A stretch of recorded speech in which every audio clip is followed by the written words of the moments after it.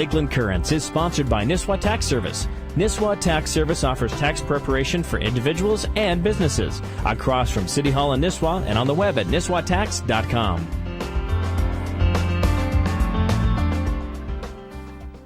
Hello again, everyone, and welcome to Lakeland Currents, where tonight we're going to be talking about community health, which affects all of us in one way or another. And we're also going to be talking a little bit about the American Health Care Act and how it affects doctors.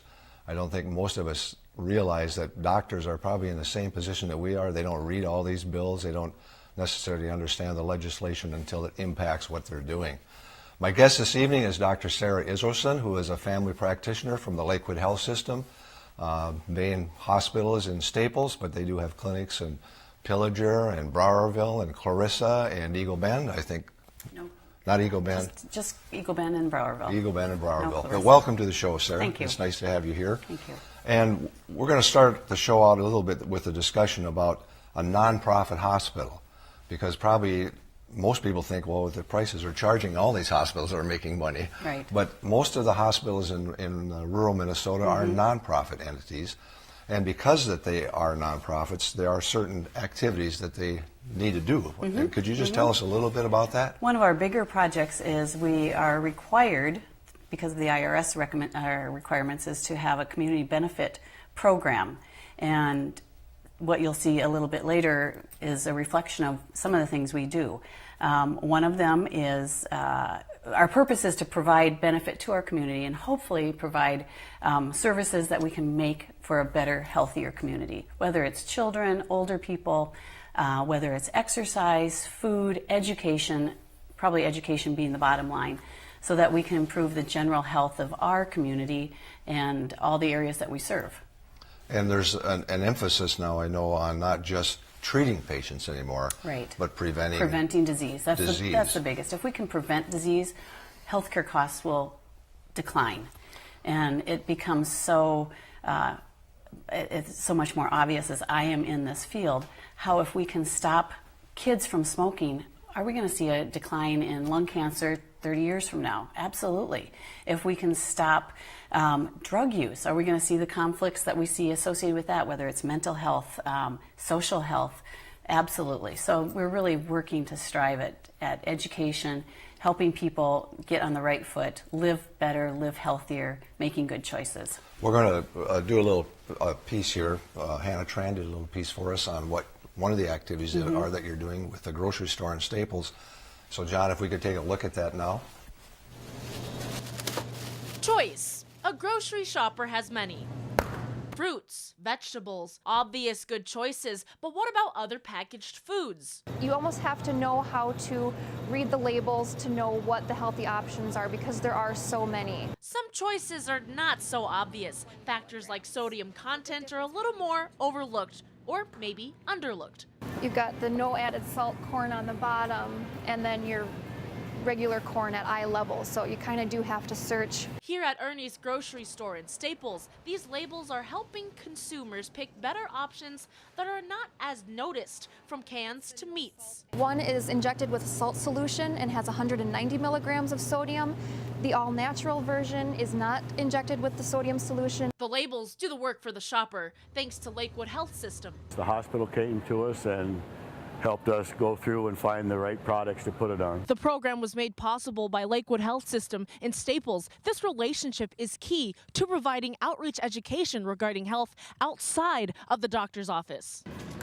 We have an excellent relationship with Staples Hospital, and they do direct some of their patients here because they know we have these foods. The motivation, a shift in priorities in the health sector. There will be more weight on preventative action rather than treatment. And we're being measured on what we can do in our communities for preventative care versus once a person actually has some type of illness or disease. A choice can be obvious or not, but one thing's clear. It's a preventative measure. Hannah Tran, Lakeland News. That's featuring Jenna, who is the nutritionist with the Lakewood Health System, and Hannah's piece there. And that's just one of the programs that you've been working on in the Staples community to get people to eat healthier. And it's actually a statewide push is this program called the 5210 program, which we 5 fruits and vegetables a day 2 hours of screen time, whether it's computer, TV time. We're encouraging people, including little kids, 1 hour of physical activity every day and 0 sweet drinks.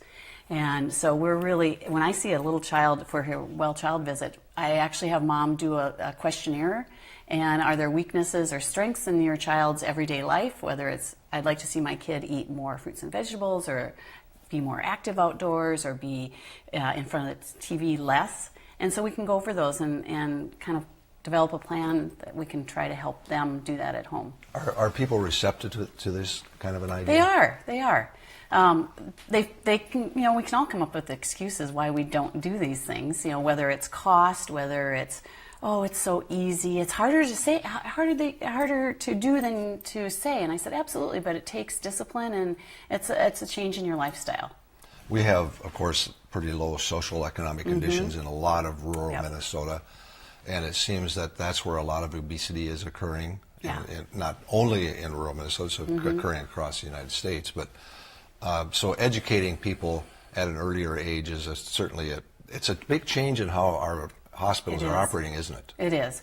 If your parents are going to be the role models in most households, and if they can show a good idea is a healthy idea, your kids are going to grow up thinking that way. If you have pop, if you have chips, because they're easy go-to fillers, the kids are going to learn that that's what I have to eat. If you can have, carrots and celery and put a little peanut butter, put a little raisins on them and make them look fun, the kids are going to think these are good, healthy things, and we're going to learn how to eat that way for a life. And so really all of the nonprofits in the area, so if it were Essentia Health or if it's Tri-County and Wadena, they're all probably involved in some kind of an activity or activities like this where they're trying to help prevent disease and illness from people. I know you've also had something to do with hiking trails or walking around in the community.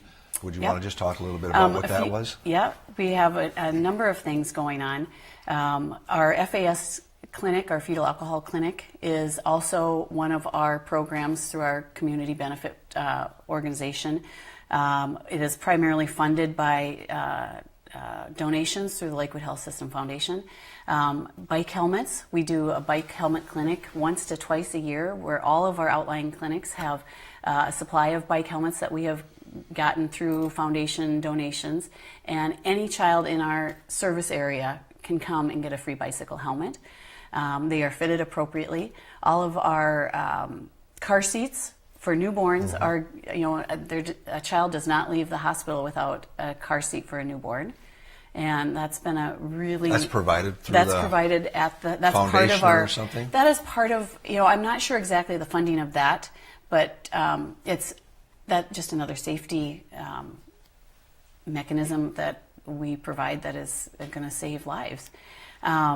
The footprint idea that we had in Staples was if we can kind of block out a pathway in town that people can start walking, and we know exactly how many miles it is, and the footprint are actually painted into the concrete in the sidewalks, and that was something that was started a number of years ago. We are also now involved in the trails that, along with CLC, I believe, for the heavy work. Heavy equipment program. Yep. Is another program that we have donated to, and anything that we can get our eyes on and hands on that might be a benefit to our program, to our community, is what we're searching for. Let's just assume you've been a doctor for at least 10 years. Yeah. Probably. More. Maybe more. But when you started in medical school and you got into what you're doing now, tell us a little bit about some of the changes that you're seeing just from a family practitioner's perspective. What's becoming so different without getting into the Obamacare or the American Health Care Act yet? Yeah. You're an idealistic young student going into medicine, and I thought I'm going to take care of people, and that's all I'm going to do. And I didn't know that I was going to have to learn about charity care or community benefits, because they didn't talk about those things. Those things didn't really exist probably so many years ago. And so my job has morphed into something completely different than it was when I first started. And some of the things are great things, and my eyes have been opened, and I do a lot of other types of medicine that I might not have thought about, but it also has changed significantly in what we provide. It used to be fee for service, and now it's really focused on quality, what kind of quality care I'm providing. I work with medical students of all levels, and they are going to grow up only knowing what we do now. They don't know what life was like before, and so sometimes I get saddened by how things have changed, but I have to believe that things are changing for the better. And so I encourage the students to keep plugging away. You're going to have a different world than what I once had. And I don't, the specifics are maybe, I'm spending more time on a computer. I think patients notice that and trying to... While they're there? While they're in the office. And sometimes I apologize for doing that because it helps me keep on track. Yet at the same time, I feel like it takes away from my personal relationship with my patient. I'm spending more time looking at a computer than I am looking at the patient. So a lot of things have changed. You just don't go in. Did you have a secretary doing that? I would love to have a secretary. But did you used to have a secretary? Oh, heavens no. Oh, you never had? Never so had, you no. always have had to enter that data yourself? No, I dictate. I could just dictate. Okay. But you can't. But now we have to have data collection. We have to know, did you do this test on this diabetic? Did you wash your hands? Did you check, for a heart failure patient, have they had this test done? And if you haven't done it in so much in a period of time, then I'm apparently not doing my job. But in the past, people weren't so interested in data. You mentioned something about charity care. Well, what does that mean? If I can't turn away a person that comes to the clinic. And if that person can't pay for their care, it's going to be a donation. Really? And so we have, every year you can look at our tax reports and our bottom line, and you can see how much charity care we have provided. And I don't want to say give away, but I can't bill them because they can't afford to take it. And yet, I will never be a provider that says, no, I can't see you because you can't pay. And do you think that will change with the new Health Care Act? If everybody is insured as they're supposed to be. Oh, yeah. Probably that could be a change. It will.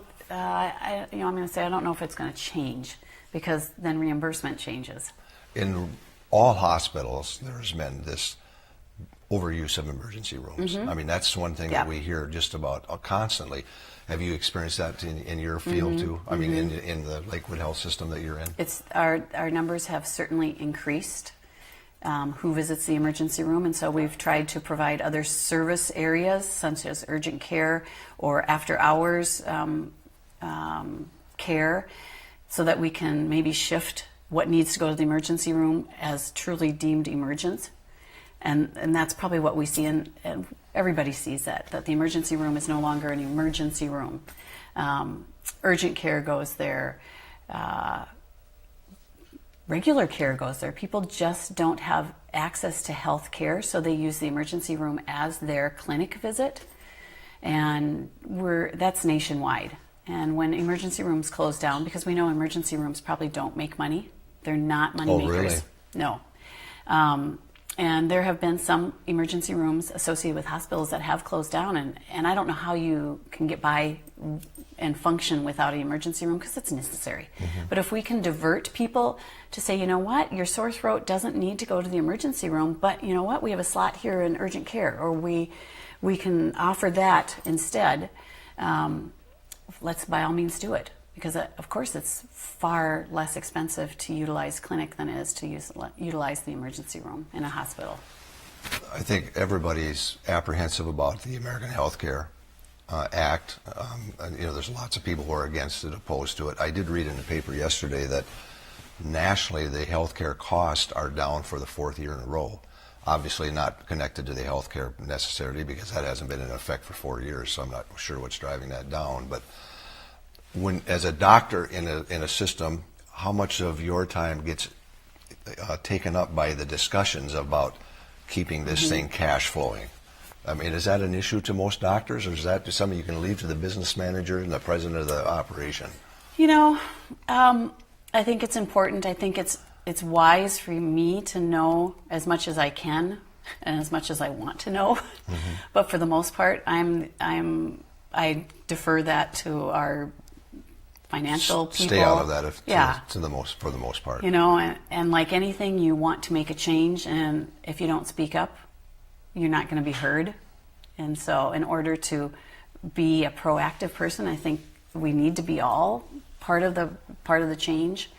And sometimes it's very easy just to kind of sit back and go, it's not going to make a difference what I say. But I think it can. I really think it can, but there's safety in numbers, and we just have to all join together and support, whether it's the American Medical Association or, in my case, the Family Practice Association, and try to be a voice. Just as an outsider looking in, it seems like doctors must be just becoming overwhelmed with all the rules and the regulations mm-hmm. and the changes that are coming. And I'm sure it's hard to know sometimes if you're even doing what is expected. And I'm sure you go through continuing education programs like mm-hmm. Mm-hmm. Most professionals do, but it must be just really kind of a period that's really tough to keep up with exactly what's going on. Yeah. Our continuing medical education is really, truly medical education based. It's not business based. And we all need to become businessmen when it comes to our practices, because we are responsible for our own practice. But it's very difficult. I will say I am an average provider, meaning I am not business oriented. I don't have a big interest in it, and maybe that's to my benefit or not. Mm-hmm. And therefore, I think it's just very difficult to try to understand all that's going on. And so when I have a discussion, I have many discussions with my patients about, what do you think about this, doctor? Do you have a feeling? Do you think this is going to work? Do you think it's not? And I'm no smarter than they are, to be honest. I might have a little heads up on things, but I also, the things that I do know, I try to educate them. And for instance, this quality-driven environment that we're living in now, I am being graded on how my patients do. And I will use diabetes for an example. There are 5 goals for a diabetic: to get good blood pressure control, be on an aspirin, have their diabetes testing under control, have their cholesterol under control, and stop smoking. So they get 5 points based on those. I get 5 points based on those. And who evaluates you? Who's then the this? Insurance providers. The insurance providers. Yeah. So Blue Cross or Blue UCare Cross, whoever, is then going to reimburse me based on my success with my patients. And I always say, you know what? I can lead a horse to water, but I can't make them drink. So if they're not doing it, you pay the price. I pay the price. Wow. And I hate to tell patients that, but I think also on the other hand, they need to know that, because they're like, are you kidding me? You really get paid based on how I do? And I said, yes, I do. So it's a partnership, isn't it? So we need to be in this together. Wow. Yeah. So that's been an interesting change. Is it fair? I don't know. I don't think so. Well, but it's going to be interesting to see if there will be some repealing of some of the mm-hmm. American Health Care Act. You know, Mm-hmm. who knows? I guess none of us are in a position to know that. Yeah. But when you talk about being in partnership with your patients, that's really a change. That's a sea change of 10, 12 years ago. I mean, people came in and I don't mean you personally, but I mean the doctor treated them and then you might not see them again. But now you have an interest in the follow-up. Yeah. I want to keep you healthy. I want to keep you out of the hospital. As we know, a huge percentage of our healthcare dollars go in the last 6 months of your life. And why are we doing that? Talk a little bit about that, because you've mentioned that before off air here. A natural death. Mm-hmm. It's called. Mm-hmm. What does that mean? We used to, and many people still use the acronym DNR for do not resuscitate, DNI, do not intubate. So in the last days of your life, or even in your living will, if you became sick or were in a car accident, and your goal is to tell us what you want done. Mm-hmm. And so in living wills, it used to be, and it still is, that terminology.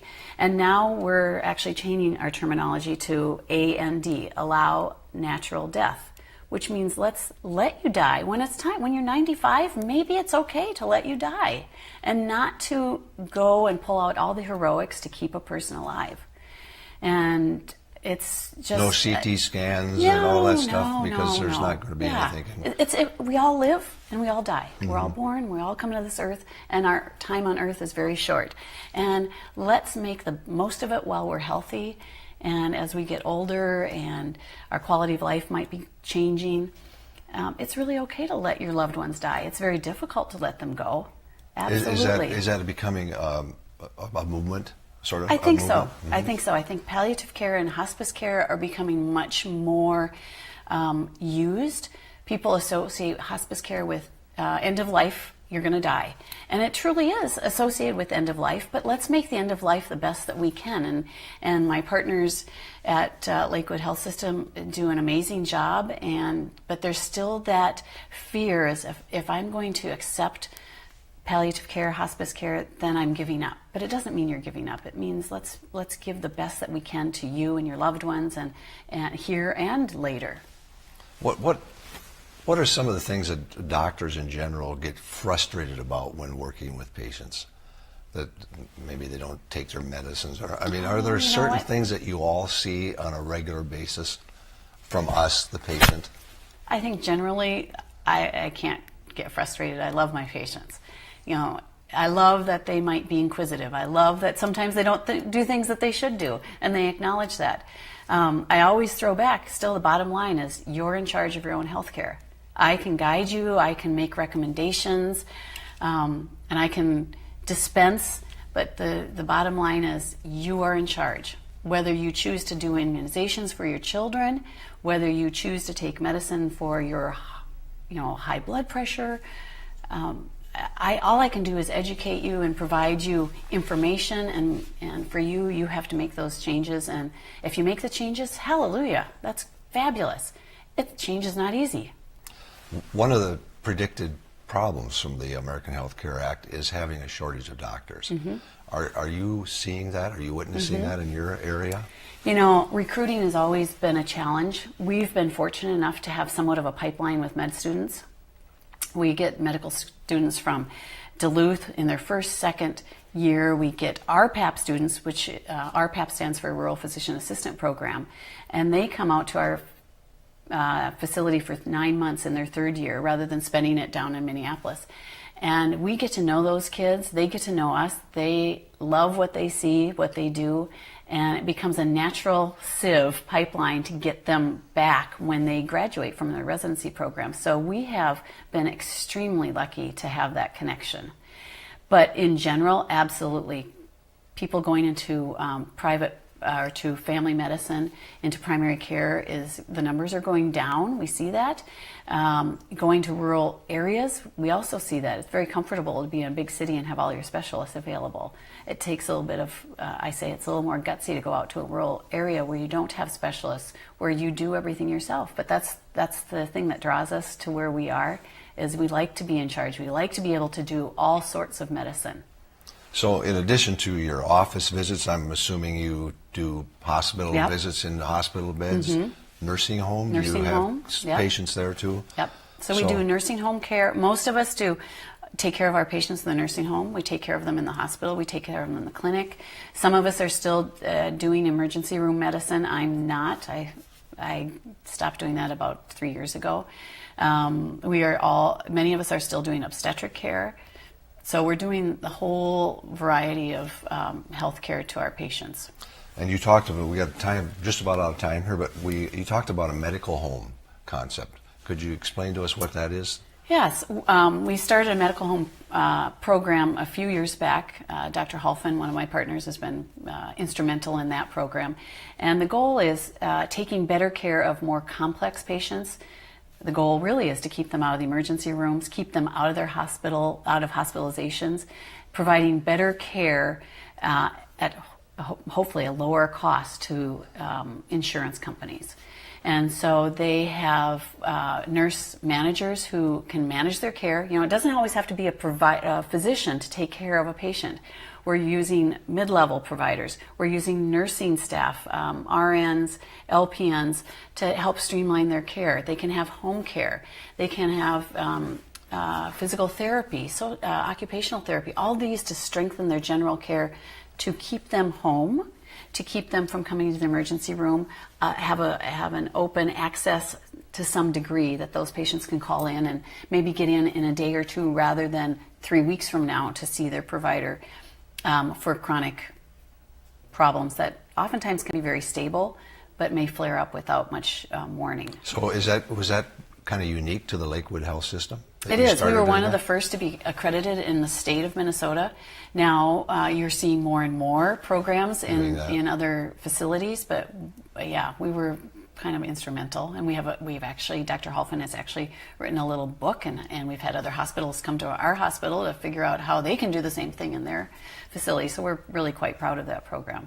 Are we making progress on some of the major diseases, heart disease, cancer? Do you think we're making progress on some of these diseases? Yeah, we are. I mean, they're very costly. They're very emotionally costly as well. But I do see we're intervening earlier. We're hopefully providing primary prevention, so we don't have to see them later. But I think we're more adept at identifying, diagnosing earlier. Treatments are certainly better. I think any cancer, the C word, to anybody is scary, but sure. We aren't seeing the deaths that perhaps 30 years ago you did see. Wow. Well, we're out of time. Darn. It goes fast. Fascinating work, and I know that Lakewood Health System has been nationally recognized in a number of areas for doing some very innovative and unique things, and I think you've been classified as one of the top 5 hospitals in the country in some of those areas. I'm not going to pin you down on what that was, but it's pretty impressive things. Yeah, we've received a number of awards, and we're very, very proud, and I'm proud to be part of that system. Well, thank you for coming on the show. We appreciate it, and keep up the good work. Thank you. It's going to be fun to watch to see what happens with the Healthcare Act. Yep. You've been watching Lakeland Currents, where we're talking about what you're talking about. I'm Ray Gildow. So long until next time.